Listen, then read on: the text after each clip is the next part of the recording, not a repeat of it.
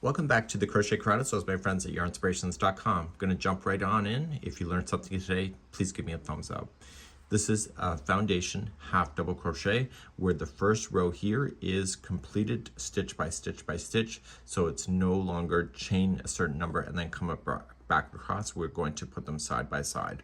There's an additional half double crochet row that's applied to this sample. It shows you how dense this can be, just like your host. Without further ado, we're going to get right into it. Right now, you can use any hook and yarn as long as they complement each other. And you are going to chain 2, 1 and 2, very similar to the single crochet version. So instead of just going into the first one, you're going to yarn over, and when you go into the first one, you got to make sure 2 strands are on top of the hook, 1 on the bottom. So going in, making sure the 2 strands are on top, 1 is on the bottom. You yarn over and pull through, just give it a bit of slack, just kind of wiggle it a little bit. Yarn over, pull through just 1,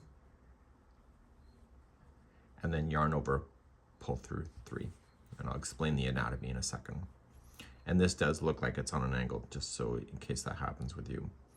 So we start with the first one, so yarn over, and then we go into the first stitch now that's been created.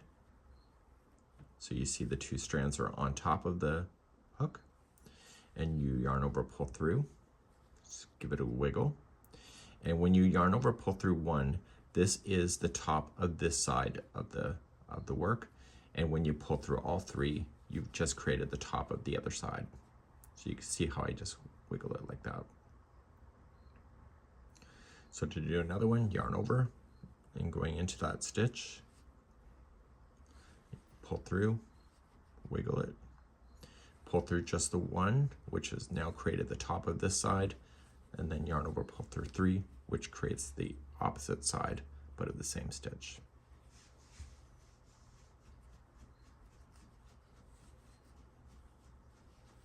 So the secret is just to pull through 1 on its own, and then all 3.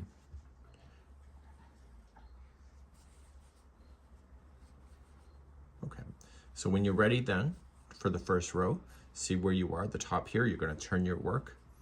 And in my case, because I like half double crochet to have a solid edge, I like just to chain 1 only, and then I start in the very first stitch right here, and then I just half double crochet myself across. And then I'm good to go. So I'm pulling everything into a camera view here today. So then I just go there. So if you'd like to know what the counts would be, if you have a multiple or you have a started instructions, say that it's like 90 stitches to, or 90 chains to start, and you're using the foundation method, see the video description. There's a link to another video on how to change the counts in order to make it work, because you don't need the turning chains